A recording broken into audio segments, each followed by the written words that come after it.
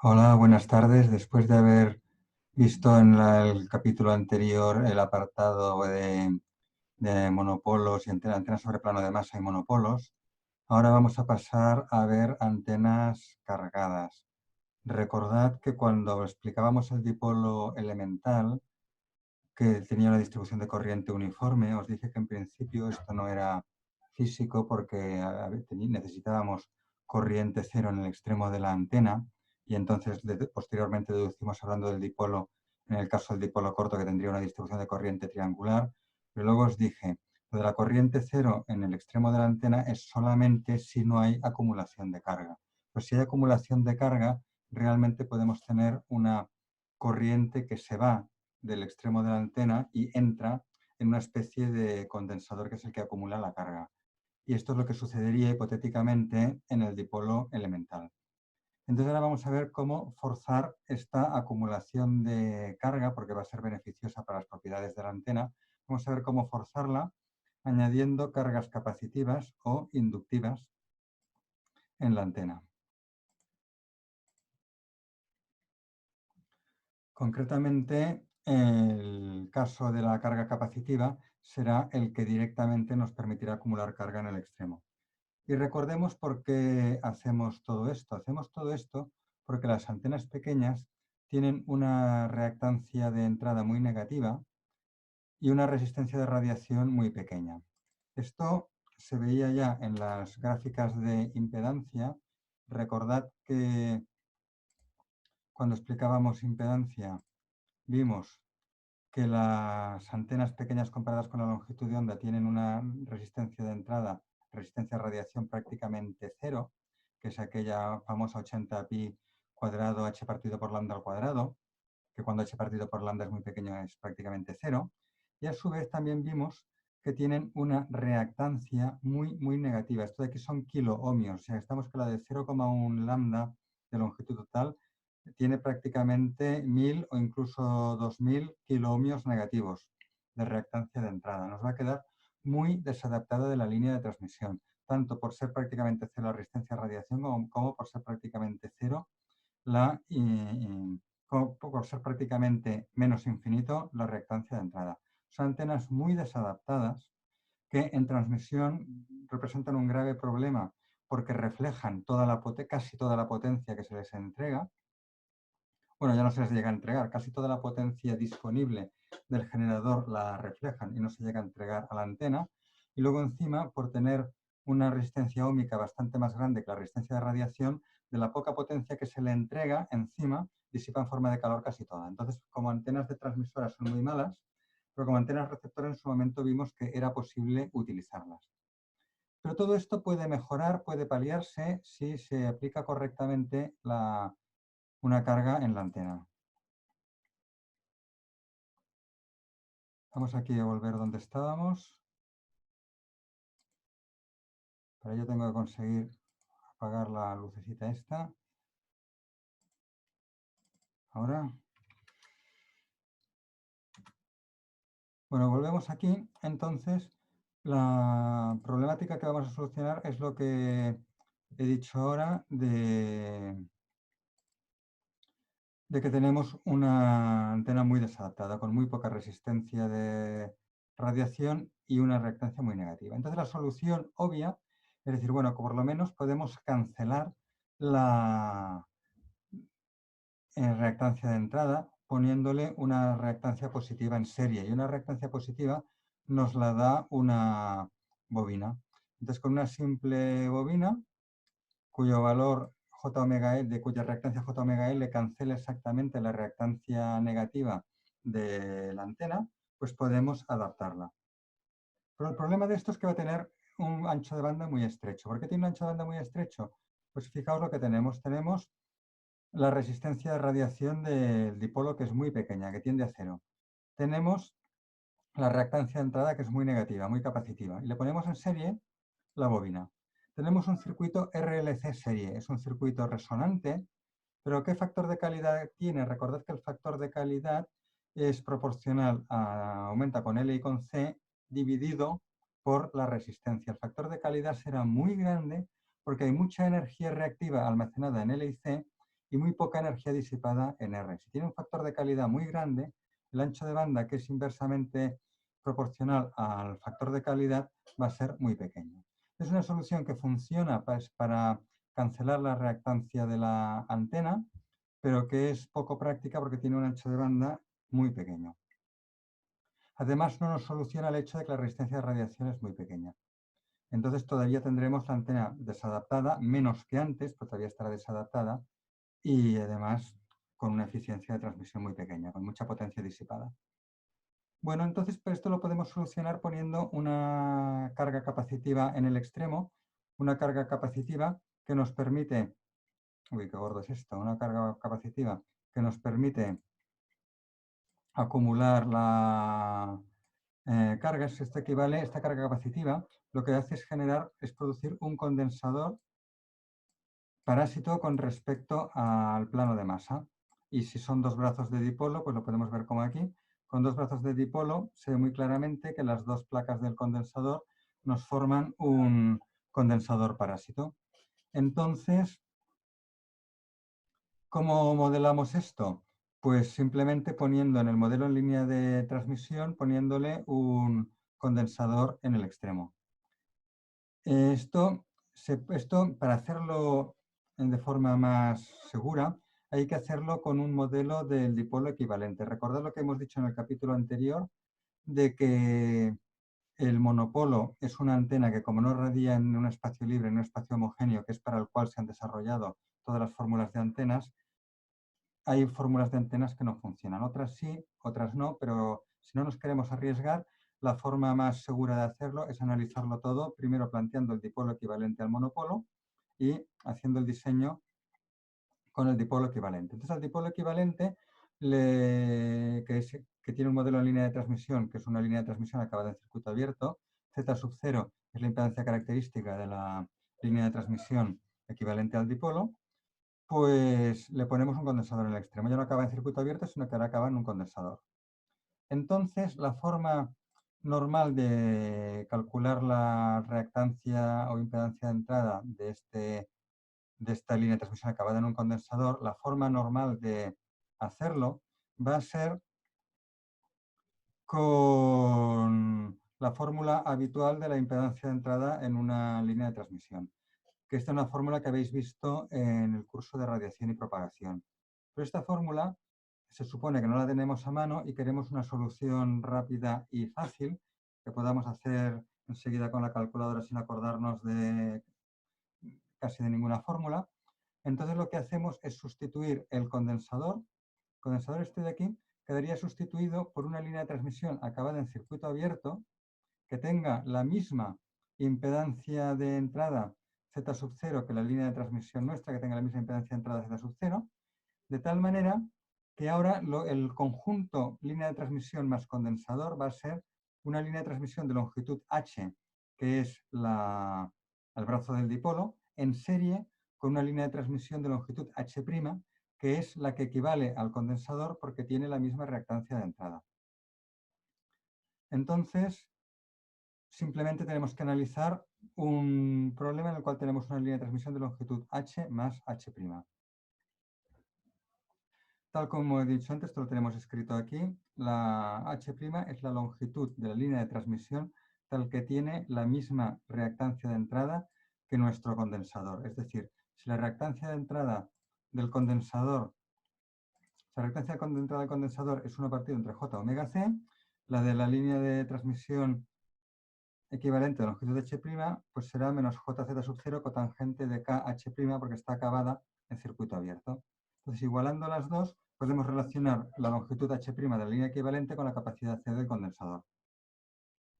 Fijaos que el efecto del condensador es un alargamiento del dipolo. Ahora la longitud equivalente del dipolo a efectos de cálculo de su impedancia ya no es H más H', sino que es, perdón, ya no es H, sino que es H más H'. Se nos ha alargado en H' la longitud del dipolo. Antes era H y ahora es H más H'.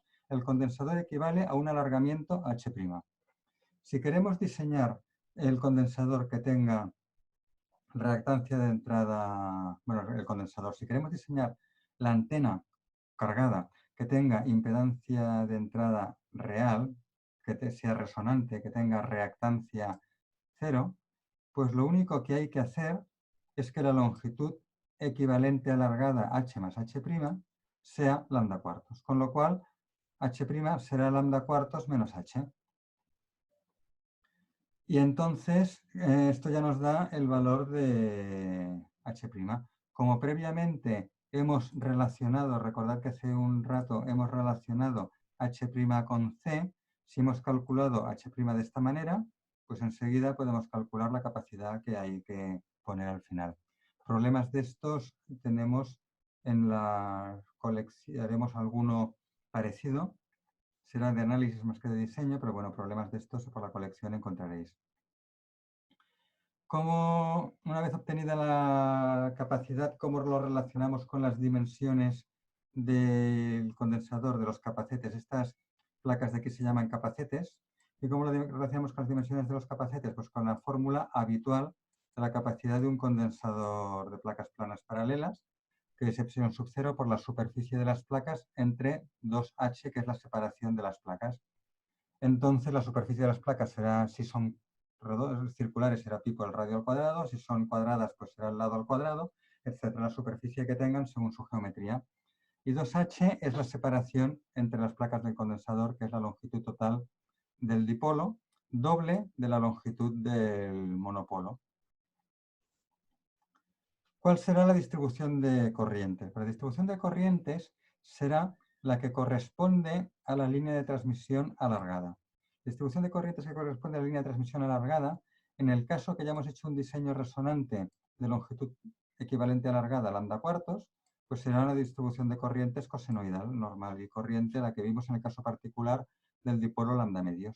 Lo que pasa es que ahora solamente tenemos corriente desde 0 hasta h, es decir, solamente tenemos corriente en la antena. El otro trozo entre h y h' no tiene corriente porque es un trozo que no existe, que es el que equivale al condensador, pero que no existe. Entonces, lo que hemos conseguido es tener una antena con corriente distinta de 0 en el extremo. Esta corriente de aquí es la que entra en el condensador, es la que entra en esta línea de transmisión H', que es la que equivale al condensador. Esta corriente es la que entra en el condensador. Entonces, fijaos que gracias a tener una corriente distinta de 0 en el extremo y normalmente bastante grande, normalmente será casi igual que I sub 0, lo que tenemos entonces es una corriente casi uniforme, una corriente casi uniforme. Y entonces el vector de radiación que viene dado por el área, vector de radiación que viene dado por el área de la curva de la corriente, bajo el área bajo la distribución de corrientes, pues claro, si la distribución de corrientes es casi uniforme, pues será casi base por altura, es decir, 2h, porque hay que tener en cuenta que estamos con el dipolo equivalente, 2h por altura que es I sub 0. Entonces tendremos un vector de radiación casi tan grande como el del dipolo elemental. Y la resistencia de radiación se multiplicará por 4 respecto a la resistencia de radiación del dipolo corto. Recordad que para el dipolo elemental, para el dipolo corto la resistencia de radiación era más pequeña. Si vamos a los casos particulares, lo tenemos aquí. Para el dipolo corto, debido al hecho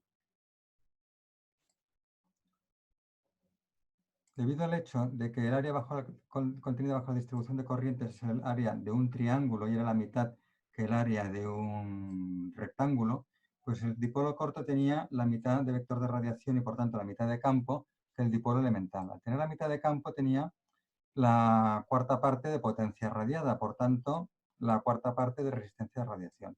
Entonces el hecho de tener un dipolo corto no cargado hacía que automáticamente la resistencia de radiación, que ya es pequeña de por sí, se nos dividiera por 4. Al cargarlo, conseguimos prácticamente tener en la misma área bajo la distribución de corrientes que en el dipolo elemental. Y entonces casi multiplicamos por 4 la resistencia de radiación del dipolo corto y tendemos a la del dipolo elemental.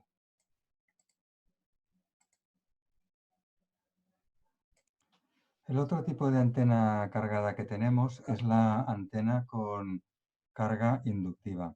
Podemos ver aquí en el dibujo cómo hay una bobina puesta entre medio de los dos brazos del dipolo.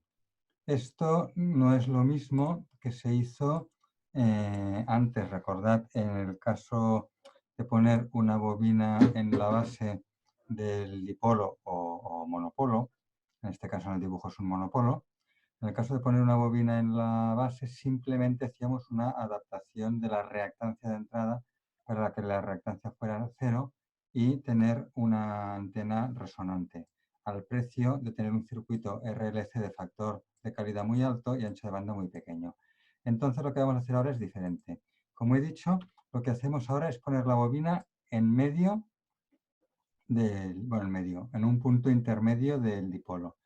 No en la base ni tampoco en el extremo. En la base ya lo hemos visto antes, solamente adapta la reactancia, y en el extremo lo que haría sería nada, porque en el extremo en principio hay corriente cero si no hay acumulación de carga, y poner una bobina en un punto de corriente cero pues no hace nada. No hay flujo magnético, no hay campo magnético en la bobina. Entonces, el modelo en línea de transmisión pues va a ser, ya os lo podéis imaginar, será como siempre, el circuito abierto, tramo de longitud L2, tenemos aquí el tramo de longitud L2, la bobina y el tramo de longitud L1. Entonces, lo que hay que fijarse es que como estamos analizando el dipolo equivalente, tal como hemos dicho antes, es muy importante tener en cuenta que siempre es mejor hacer los cálculos con el dipolo equivalente, pues tenemos dos bobinas, una en cada brazo del dipolo equivalente. Recordar que los dos conductores del modelo en línea de transmisión vienen de los dos brazos, de plegar los dos brazos del dipolo. Este sería el brazo superior del dipolo plegado y este sería el brazo inferior del dipolo plegado. Entonces en el dipolo hay una bobina en cada brazo y por tanto la inductancia total es 2J omega L.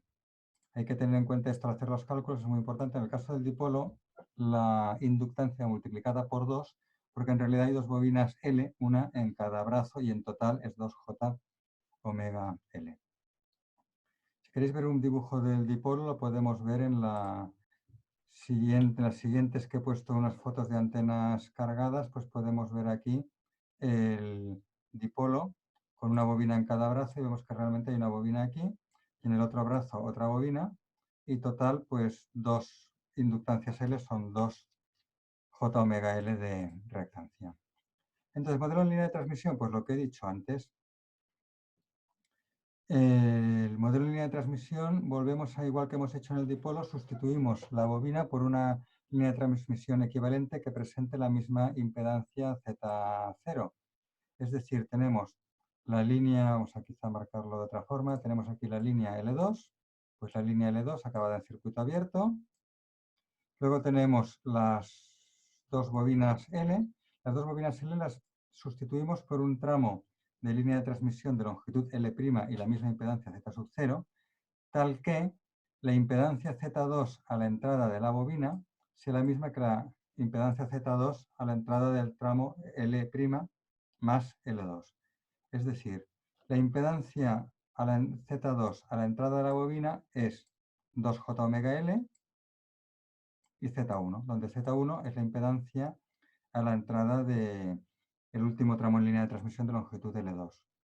¿Por qué esta suma? Pues simplemente es una bobina en serie con Z1. Una bobina en serie con Z1 tiene impedancia 2J omega L más Z1. Entonces hemos dicho que construíamos el tramo equivalente L', tal que Z2 sea la misma que la entrada de la bobina. Para el tramo equivalente L', pues tenemos la impedancia de una línea acabada en circuito abierto de longitud L' más L2. Pues longitud L' más L2 es esto de aquí, longitud L' más L2. Es muy similar, análogo a lo que se hizo para el condensador. Entonces, ¿cuál será la reactancia de entrada total? La reactancia de entrada total vendrá dada por el tramo L1 más el tramo L' más el tramo L2, es decir, la correspondiente a una línea de transmisión de longitud L1 más L' más L2. Entonces, esto es importante porque ahora a partir de aquí ya tenemos todo lo que necesitamos para poder diseñar el valor de la bobina para una cierta frecuencia de resonancia. Nosotros queremos que la longitud alargada, la longitud equivalente de la antena, que es L1 más L' más L2, esto de aquí queremos que sea lambda cuartos. Fijaos que L' es otra vez el alargamiento de antena. Originalmente teníamos L1 y L2. El efecto de la bobina equivale a un alargamiento L', y en total tenemos L1 más L' más L2. Y esto tiene que ser lambda cuartos porque es resonante y por tanto producirá una reactancia de entrada igual a 0. De aquí despejamos el valor de L', igual que hicimos para el caso del condensador, pues de aquí despejamos el valor de L' y nos da lambda cuartos menos L1 menos L2 a partir de esta ecuación de aquí. Entonces, nosotros tenemos una relación que es esta de aquí. Fijaos que de aquí, de esta igualdad de aquí, nos permite relacionar L mayúscula, la inductancia de la bobina, con L'. Pues de esta igualdad de aquí, despejamos 2J omega L. Esta igualdad es esta, ¿eh? Esta de aquí. Esta igualdad de aquí es exactamente esto. Entonces aquí lo único que hemos hecho es que donde tenemos L1 más L' más L2, hemos sustituido que L' más L2 es lambda cuartos menos L1. Aquí lo vemos que L' más L2 es lambda cuartos menos L1. Por tanto, L' más L2 es lambda cuartos menos L1. Y al final me queda, la suma de todo me queda lambda cuartos menos L1. Perdón, lo vemos esto aquí. Hemos dicho que aquí donde tenemos L' más L2, tenemos que L' más L2 es lambda cuartos menos L1. Lo vemos aquí, L' más L2 es lambda cuartos menos L1. Entonces tenemos esta igualdad de aquí, que nos relaciona la inductancia con la frecuencia de resonancia. Podemos calcular, aquí podemos despejar el valor de la inductancia. Y así ya habremos hecho el diseño. Para distribución de corrientes tenemos algo muy parecido a lo que sucede con el caso de la carga capacitiva. La distribución de corrientes es la que corresponde a la antena alargada. Pero igual que en el caso de la carga capacitiva, es la antena alargada eliminando el tramo ocupado o el tramo equivalente a la carga. En el caso de la antena capacitiva, de la carga capacitiva, recordad que el tramo equivalente a la carga del condensador era este de aquí y lo eliminábamos. Entonces nos quedaba solamente la corriente en el tramo físico, en el tramo que corresponde al brazo del dipolo o monopolo. Entonces para la bobina es lo mismo. No hay corriente, o sea, la corriente es la que correspondería a la línea de transmisión alargada y por tanto la bobina, la antena alargada. Y aquí lo vemos, esta es la corriente según el modelo en línea de transmisión de la antena de longitud L1 más L' más L2, que es la antena alargada. Y esto de aquí, y en esta distribución de corriente hay que eliminar el tramo correspondiente a la longitud L', que es el que me sustituye a la bobina, porque en realidad no tenemos esta longitud, L', en realidad tenemos la bobina. Entonces, claro, este trozo hay que quitarlo. Y para quitarlo hay que empalmar la corriente. Hay que empalmar la corriente porque tenemos continuidad de la corriente. Fijaos que todo está conectado en serie, entonces la corriente que entra en un lado de la bobina es la misma que la que sale por el otro lado. Por tanto, la que sale de la primera línea de transmisión L1 es igual a la que entra en la segunda línea de transmisión L2. Es decir, que esta corriente de aquí tiene que ser igual a esta. La continuidad de la corriente. Vamos a ver mejor. Esta corriente de aquí, la que sale de la línea L1 y entra en la bobina, tiene que ser igual a esta, que es la que sale de la bobina y entra en L2. Aquí hay que empalmar con continuidad de corriente. Es lo que he dicho antes, con continuidad de corriente. Entonces, la continuidad de corriente la imponemos de la siguiente manera. La corriente en L1, en el tramo L1, para el módulo de Z' menor o igual que L1, es la que corresponde o una línea de transmisión de longitud L1 más L' más L2. Y la corriente en el tramo L2, entre L1 y L1 más L2, es la que corresponde a eso, a una línea de transmisión de longitud L1 más L2, porque L' ya no está. Entonces, hay que igualar las dos corrientes porque hemos dicho que tenemos continuidad de que en Z' igual a L1 tiene que haber continuidad de la corriente, es decir, tienen que ser iguales. La corriente que sale del tramo de la izquierda, del tramo L1, tiene que ser igual a la corriente que entra en el tramo L2. Y esto me permitirá relacionar las dos constantes multiplicativas que son el máximo de la sinusoide. Las dos constantes multiplicativas que son el máximo de la sinusoide, vamos a verlo mejor así.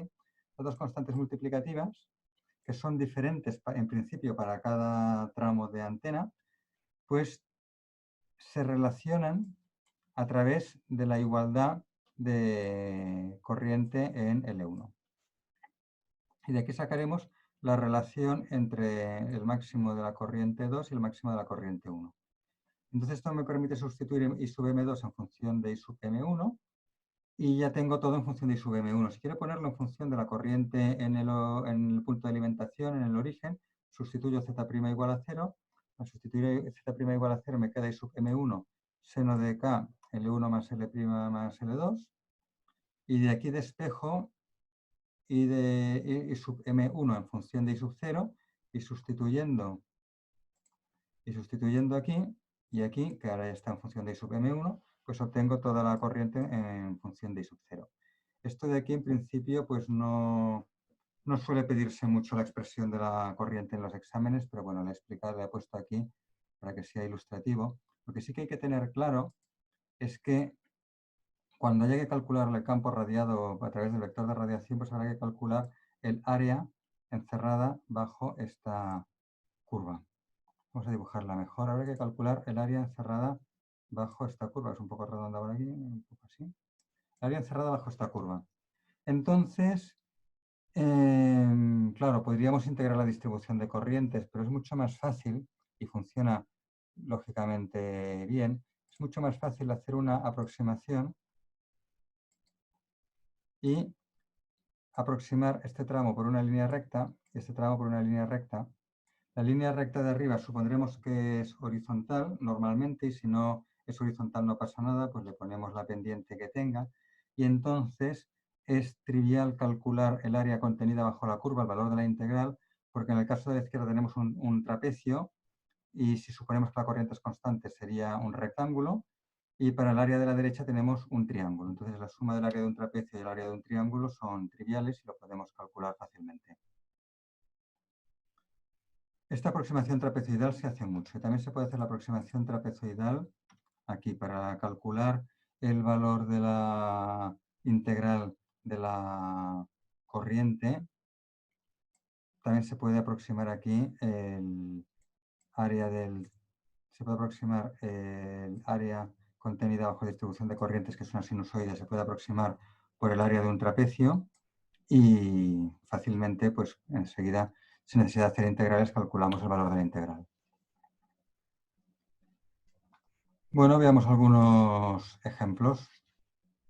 Bueno, de calcular el valor de la integral para el vector de radiación, lo he dicho porque recordad que estamos con antenas pequeñas, estamos con un análogo del dipolo corto. Entonces, en el dipolo corto, aunque no sea un dipolo elemental, en el dipolo corto la distribución de corrientes no es uniforme, pero la exponencial sí que se aproxima por 1, porque K sub z', z' vale prácticamente 0 al ser z' mucho más pequeña que lambda.